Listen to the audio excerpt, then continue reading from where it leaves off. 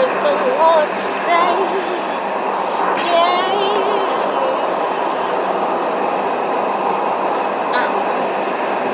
if the Lord say yes,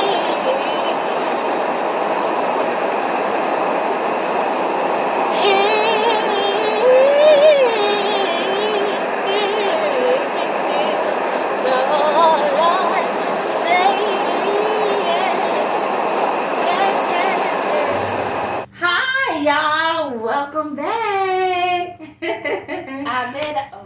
Welcome back to the Set Up by God vlog. Yeah. You can sip this tea.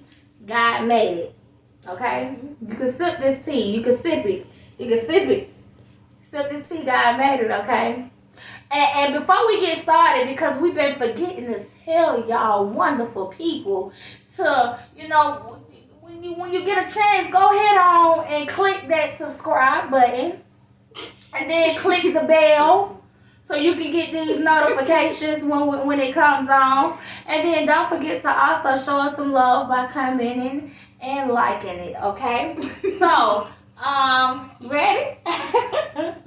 What you know? I bet I know Jesus. Hey. He gonna take care of me. Me. I bet I know Jesus. He gonna take care of me. Me. I bet I know Jesus. He gonna take care of me. Me. I bet I know Jesus. He gonna take care of me. Me. I bet I know Jesus. He gonna take care of me. Me. I bet I know Jesus. He gonna take care of me. Me. I bet I know Jesus. He gonna take care of me. Me. I bet I know Jesus. He gonna take care of me.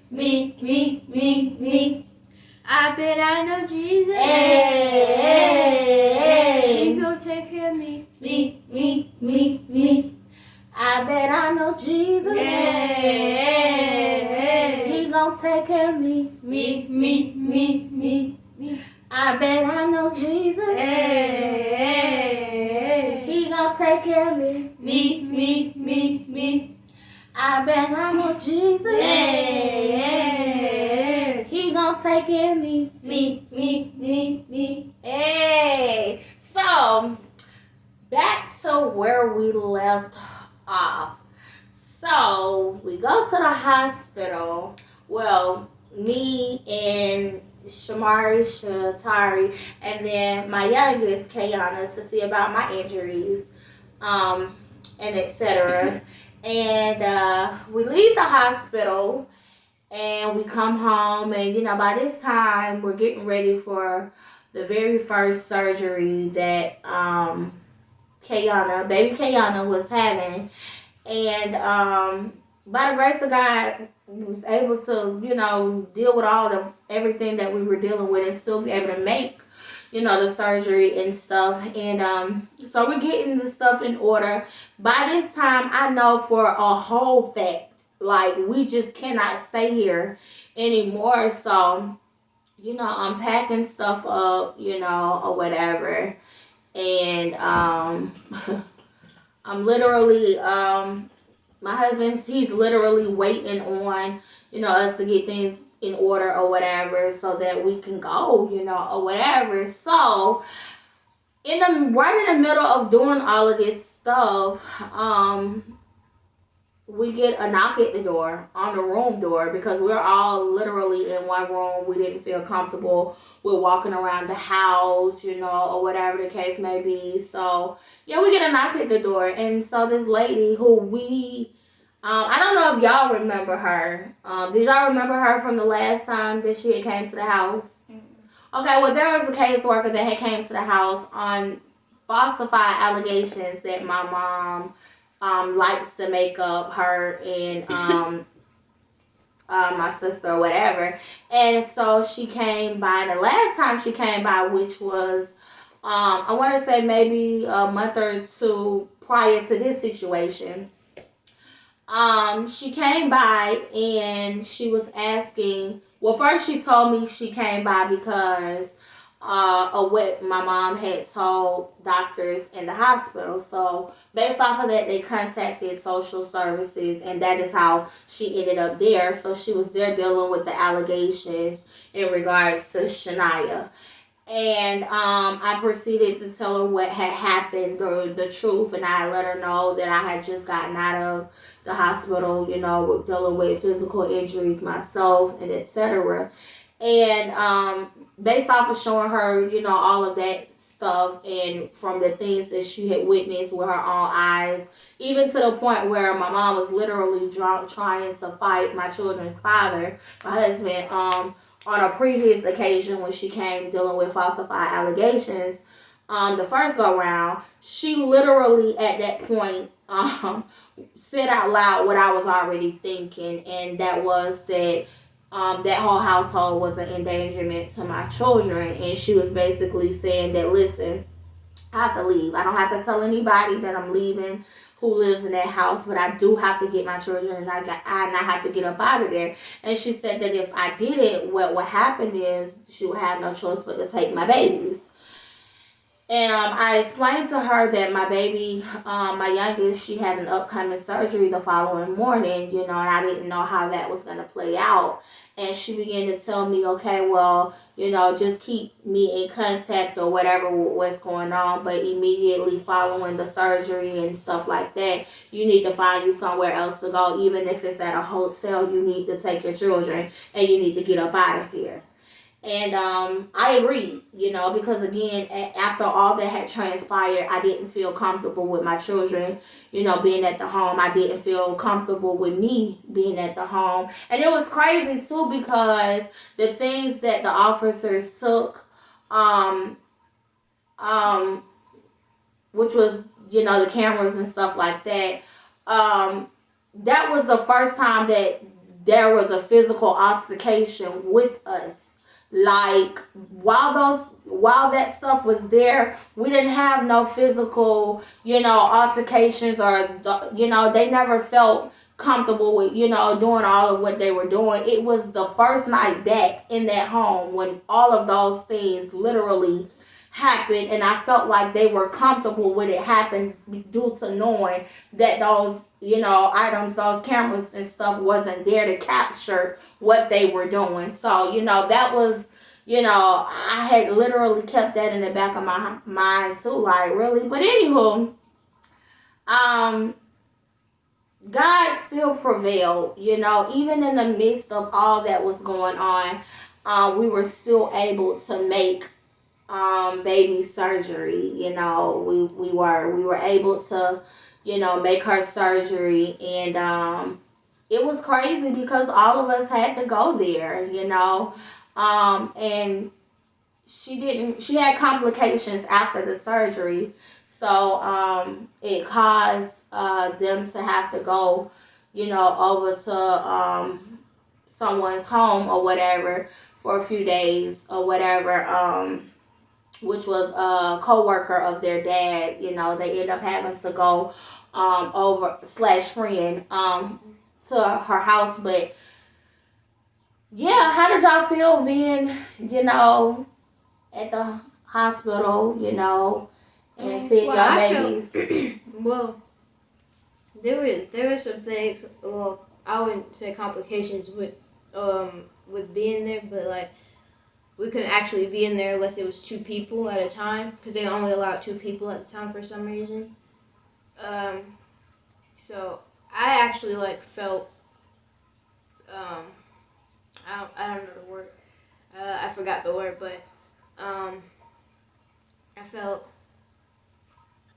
like really bad because after she had her surgery, with her tonsils and everything, she couldn't really eat and stuff. She refused to eat meals. But when we got there, she started eating like there was no tomorrow, and I was like, oh well, she cured then, because they were because when the nurses were saying, they were like, oh well,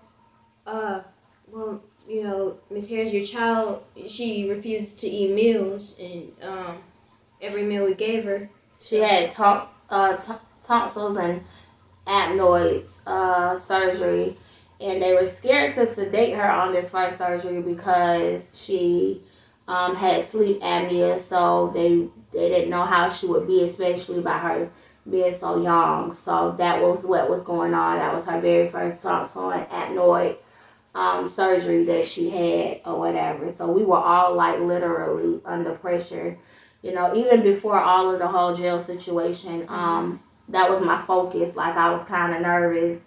You know, we all were, you know, and dad and etc. because we didn't know how things were going to pan out or whatever. So, I mean, just the fact that they couldn't stay at a home, due to all of that was going on. At the time, we literally, their dad literally had to find somebody to be able to take them in, and that was hard because we were already dealing with the whole fact of, baby not doing so well after surgery. And then now we had to deal with where were we going to take our children, the remainder of our children, because they weren't able to stay physically in the hospital room, and nobody literally, because all my kids are tight knitted, like, and when I had my baby, the youngest, she wasn't my baby. Like, ever since she came out my womb, she has been their baby. Okay, like me and they dad, we couldn't even take baby to doctor's appointments without them saying, where you going? Where you going, where you going, baby? So just to see, that all of that stuff was going on, and then she, was going through what she was going through, and they couldn't be there when she was inside of the first hospital room, was kind of, but God prevailed. He allowed us to have somewhere to take them to, and they were able to also move after maybe about 2 days, because she was in the hospital for a week.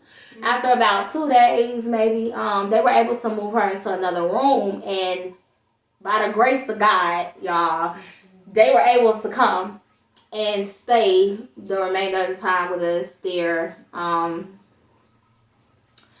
And that really helped her recover a lot, because after having her sisters be there with her and cheer her on and help her and encourage her to eat and stuff like that, she began to do. Yeah, she started doing better and stuff. And so at this point, we pretty good, so I thought. And so I took the time out now to try to investigate what it all had took place with us being incarcerated. So I began to go online to see if I could get information, and little did I know, I ended up finding out that we had arrest warrants, y'all. Just a few days after the attack, when the same officers that arrested me and my husband, and then just a few days after my attack, the same officers went and filed arrest warrants on us. And I had to quit my job due to those arrest warrants. It was just a lot, because I'm like, dang, I can't catch a break, like, get this good news about the baby, and then boom, now this. So already having to deal with the fact that we had trouble finding someone for a few days in the hospital to keep our children, we were like, what are we gonna do? when it comes down to us having these arrest warrants, because whether they were wrongful or not, we knew that we had to deal with them. So we began calling around, trying to see who we could take our kids in, while we went and turned ourselves in to deal with the warrants, and we couldn't.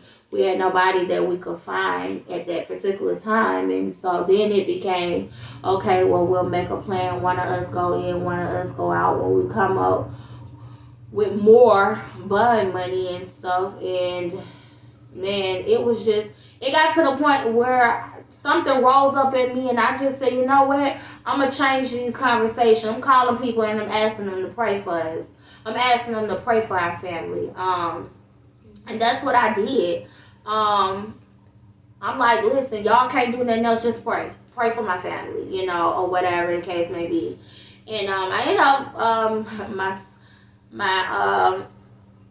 my stepsister-in-law, she ended up literally calling an attorney, and I don't know this to this day, and neither did she, who her attorney was, but I could tell her what was going on. She said, listen, I charge X amount of dollars, but based off of what you're telling me, I don't even want your money, because this case is gone, it ain't going nowhere.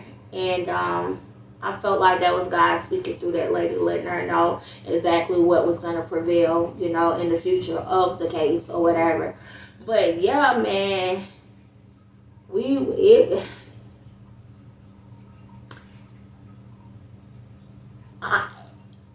all I asked was for prayer at that moment. I knew then prayer was going to be God's, was going to end up coming into this situation and taking a hold of it. And that's what it was. So stay tuned. We'll get back to the next part. On Monday. So we're going to give y'all a break from our vlogs, and we'll be back fresh on Monday to let you all know what happens next with that whole setup thing. Because, God really did set us up. He set us up, y'all. He set us up. Like, God, you should be up there doing stuff. So, but guess what, though? Guess what we know? What we know, y'all? I bet I know Jesus. Hey, he gonna take care of me. I bet I know Jesus.